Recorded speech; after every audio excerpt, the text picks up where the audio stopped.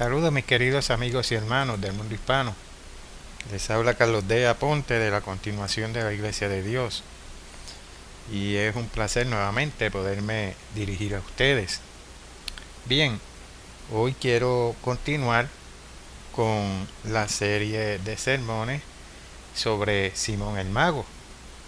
Y hoy quiero entrar en la parte cuando Simón el Mago funda la Iglesia Universal.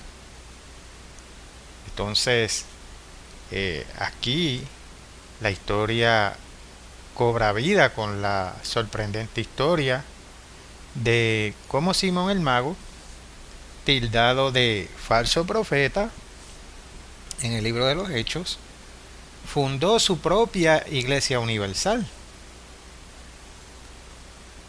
Simón el Mago era un sacerdote babilónico y este formaba parte de la comunidad babilónica que habitaba el norte de Israel desde que las 10 tribus del norte fueron llevadas cautivas por los asirios.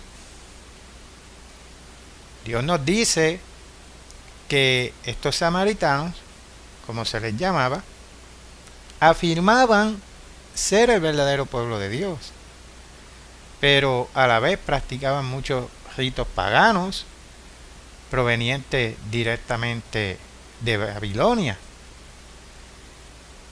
Vayamos aquí a la primera cita de las Escrituras.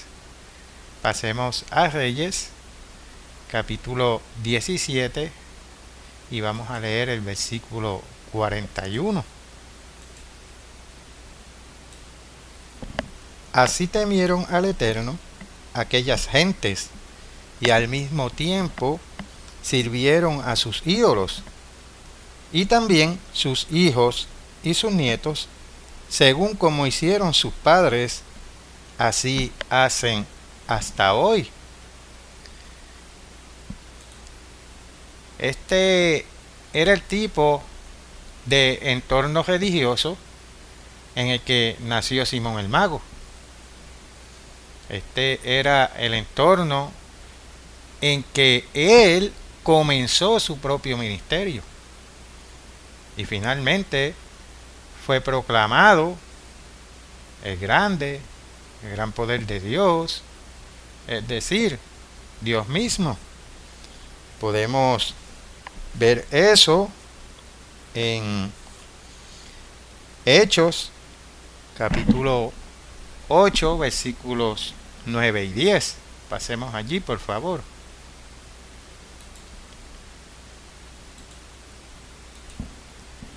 Pero había un hombre llamado Simón, que antes ejercía la magia en aquella ciudad, y había engañado a la gente de Samaria, haciéndose pasar por algún grande.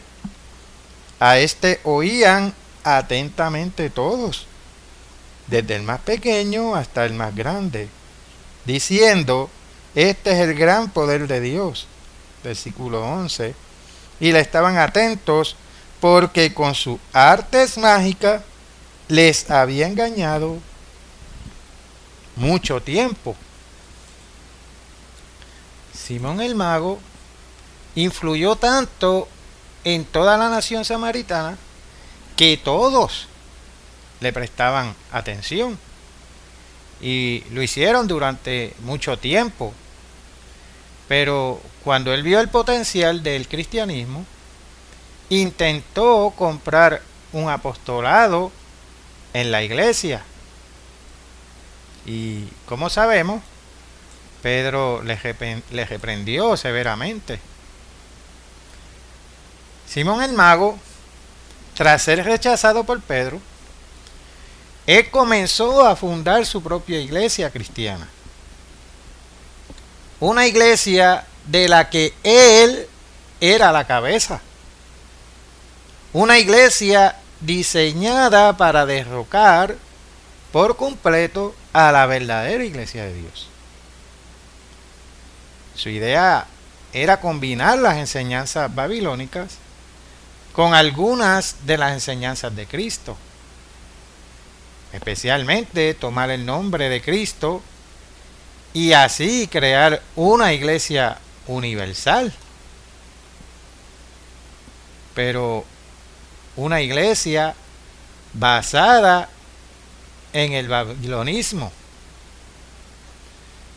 Y como anteriormente en el sermón anterior, cité a un historiador de la iglesia llamado Arnak.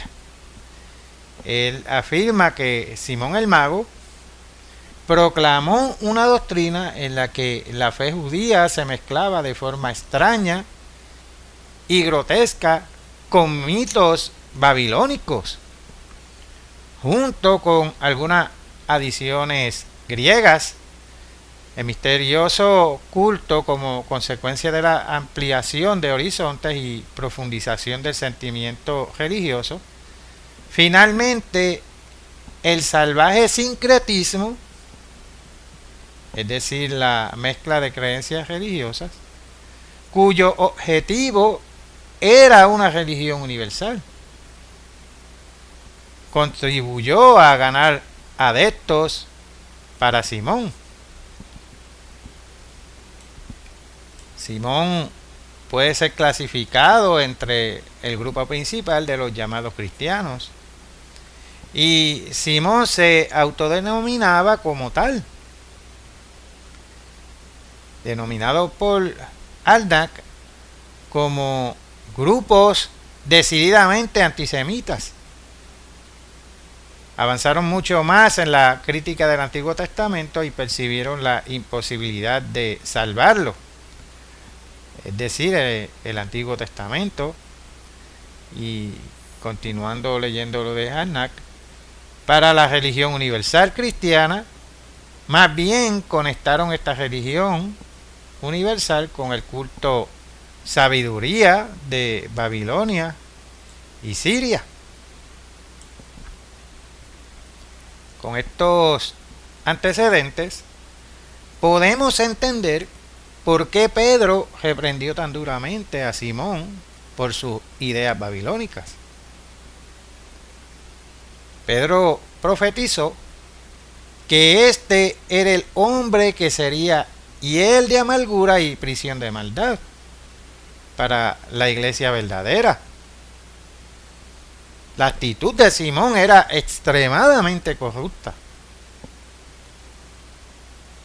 La Biblia nos muestra que había estado obrando a través de demonios. Y sin embargo, finalmente se llamó a sí mismo cristiano. Ahora voy a citar a otro historiador, el doctor McKeefer, y él habla de Simón el Mago, y él dice: su esfuerzo por rivalizar con Jesús y superarlo muy probablemente comenzó después de su contacto con los cristianos que Lucas registra. Su sistema religioso era aparentemente un sincretismo de elementos judíos y orientales. Y leer todo el material que los escritores de los siglos II al IV escribieron sobre este hombre y sus seguidores, y llevaría literalmente días. Muchos de ellos lo han llamado el padre de la herejía. Y aparte de la Biblia, la cantidad de literatura, dedicada a él y a sus actividades demuestra que hizo honor a ese título. Algunas de las siguientes autoridades que se mencionarán fueron testigos oculares de muchos de los hechos mencionados y escribieron a otras personas que también fueron testigos oculares. Y gran parte del testimonio que se menciona es concluyente y no puede ser descartado. Con esta evidencia de las actividades de Simón, después de su rechazo por parte de Pedro, podremos ver claramente por qué Lucas consideró tan importante contar la verdadera condición de este hombre, demostrando que en la realidad nunca fue apóstol de Cristo.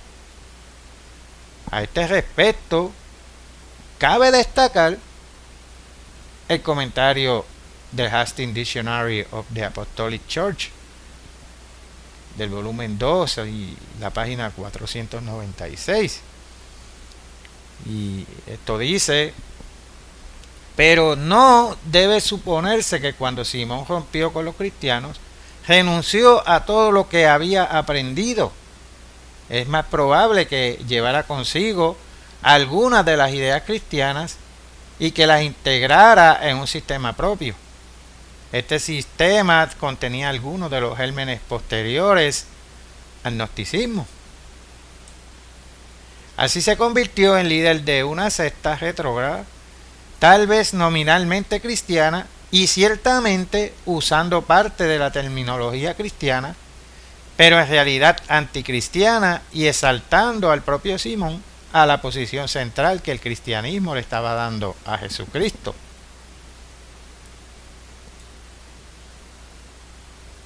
Lo que Simón hizo fue incorporar las creencias religiosas babilónicas y griegas a una forma de cristianismo con el fin de crear, como dijo Harnack, una religión universal, católica. Y también él comenta la amalgama de paganismo y cristianismo que caracterizaba al gnosticismo y que era especialmente evidente en el sistema simoniano, se explica fácilmente en las enseñanzas de Simón el Mago, quien, según la historia narrada en los Hechos, entró en contacto íntimo con las enseñanzas cristianas sin llegar a convertirse en un miembro genuino. En la historia de la iglesia, de otro historiador, de Shav, encontramos otra referencia a este Simón el Mago. Veamos lo que él escribió. El autor o primer representante de este paganismo, bautizado, según el testimonio uniforme de la antigüedad cristiana, es Simón el Mago, quien sin duda adulteró el cristianismo con ideas y prácticas paganas y se presentó a sí mismo en un estilo panteísta como una emanación de Dios. Simón solo utilizó el nombre de cristianismo para alcanzar sus propios fines. The Dictionary of Religions and Ethics dice que Simón era un falso mesías que practicaba artes mágicas y posteriormente intentó, con la ayuda y la sanción del cristianismo, establecer una religión universal, católica, rival. Una vez más, ¿qué nos dicen las historias sobre en qué consistían principalmente las doctrinas de Simón? Leamos nuevamente del Dictionary of Religion and Ethics. Y esto dice: dos tradiciones independientes profesan preservar las enseñanzas de Simón, una de ellas traicionando la influencia de la alegoría alejandrina y la otra la de la religión siria y babilónica. Continuando leyendo, no es de extrañar que Lucas critique duramente la infamia de Simón, ya que Simón afirmaba ser cristiano, incluso apóstol, y sin embargo predicaba el paganismo babilónico. Llamaba al paganismo con el nombre de cristianismo. Evidentemente, la herejía simoniana, y esto es del Hastings Bible Dictionary, siempre tuvo un matiz cristiano. Esto la hacía más peligrosa para los cristianos que una gnóstica que no afectaba ninguna influencia cristiana. Por lo tanto, Lucas estaría ansioso por revelar las verdaderas circunstancias que explicaban el origen de la secta, circunstancias altamente desacreditadoras para Simón. Y la razón por la que Lucas registró este encuentro con Simón fue por sus efectos de largo alcance. Como explica Hastings, la razón importante fue el conocido plan de Lucas de describir el primer encuentro entre el cristianismo y los sistemas rivales. Lucas describe con detalle al personaje principal que estableció la llamada contraparte cristiana de la verdad en los días de los apóstoles. Esta es la razón por la que los apóstoles en sus cartas a la iglesia mencionan muchas veces el falso sistema como algo que ya existía, pero no describen su origen. Y no tenían por qué hacerlo. Eso ya lo había hecho Lucas desde el principio. Pero, ¿qué dice la historia en que se convirtió este Simón? Vamos a leer ahora algo del Dictionary of Christian Biography. Y este dice: cuando Justino Mártir escribió en el 152 después de Cristo su apología, la secta de los simonianos parece haber sido formidable, pues habla 4 veces de su fundador, Simón, y no debemos dudar de que lo identificó con el Simón de los Hechos. Afirma que era samaritano, añadiendo que su lugar de nacimiento era una aldea llamada Gita. Lo describe como un formidable mago y cuenta que llegó a Roma en tiempos de Claudio César, 45 después de Cristo, y causó tal impresión por sus poderes mágicos que fue honrado como un dios, erigiéndose una estatua en su honor en el Tíbet, entre los dos puentes con la inscripción Simoni Deo Sacto, es decir, el santo dios Simón. Y que estas cosas realmente sucedieron. No puede ser puesto en duda, hermanos. Justino estaba escribiendo al pueblo romano en ese momento y ellos ciertamente podrían haber expuesto la credibilidad de Justino si lo que él decía no fuera cierto y que realmente se erigió una estatua de Simón. Es definitivo, ya que Justino le pide a las autoridades de Roma que la destruyan. Hay muchos escritores que vivieron en la misma Roma, repitieron posteriormente el relato de Justino. Aquellos quienes quieren rechazar estas claras afirmaciones no tienen nada a su favor. Justino nos está dando claramente un hecho. Y el Hastings Dictionary of the Apostolic Church, en el volumen 2, página 496, afirma que hay muy poca evidencia para rechazar una afirmación tan precisa como la que hace Justino. Una afirmación que difícilmente se habría atrevido a hacer en una apología dirigida a Roma, donde cada persona tenía los medios para comprobar su exactitud.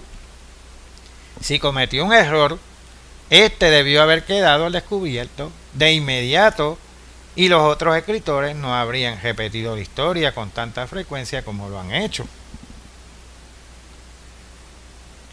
En la época de Claudio, era ilegal elegir una estatua o cualquier hombre como Dios o persona muy honrada, a menos que se contara con el permiso del emperador y del Senado. La estatua seguía en pie en la época de Justino en el 152 después de Cristo, y la gente seguía rindiéndole culto. Hay muchos otros relatos sobre el viaje de Simón a Roma y cómo se convirtió en uno de los grandes dioses de la ciudad y del pueblo romano. Hay registros que muestran que Simón, como dice el Dictionary of Religions and Ethics, dice que profetiza que Roma será el escenario de su gloria suprema cuando él será adorado como un dios. Y más tarde, hacia el siglo IV, surgieron numerosas obras sobre el encuentro de Pedro con Simón el Mago en Roma y su victoria sobre él.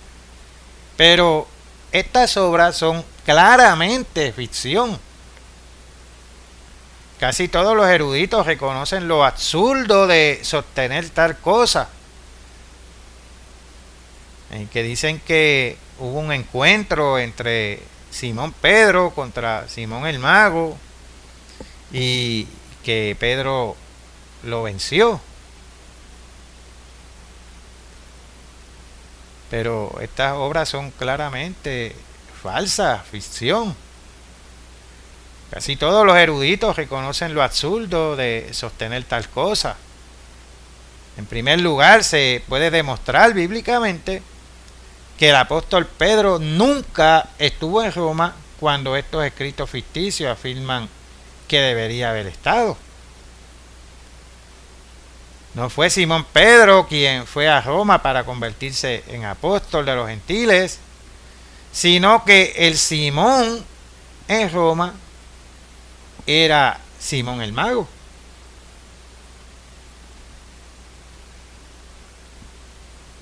Y la enciclopedia bíblica nos dice que el apóstol Pedro no estaba con Simón el Mago en Roma, y eso ellos lo pusieron muy claro en la enciclopedia.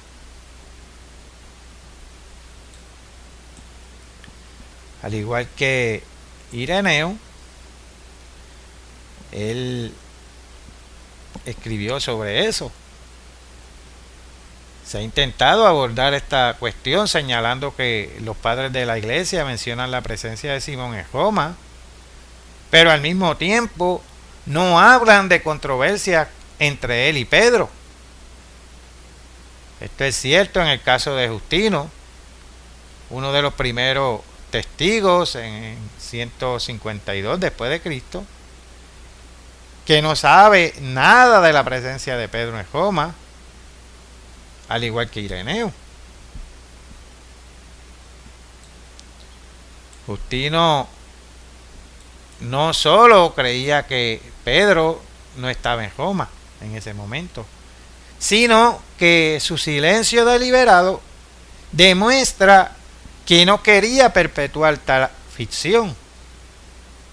Después de todo, Justino vivió en una época muy temprana de la iglesia, de la historia de la iglesia, y la leyenda de que el apóstol Pedro estuvo en Roma aún no había comenzado.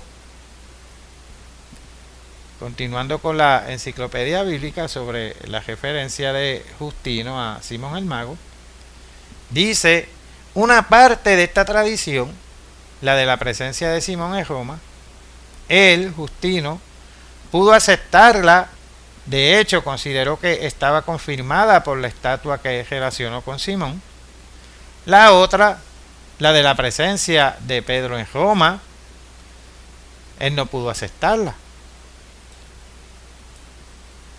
Por supuesto, Justino no pudo aceptar esta última enseñanza. El hecho es que Simón Pedro no estaba en Roma. Fue otro Simón.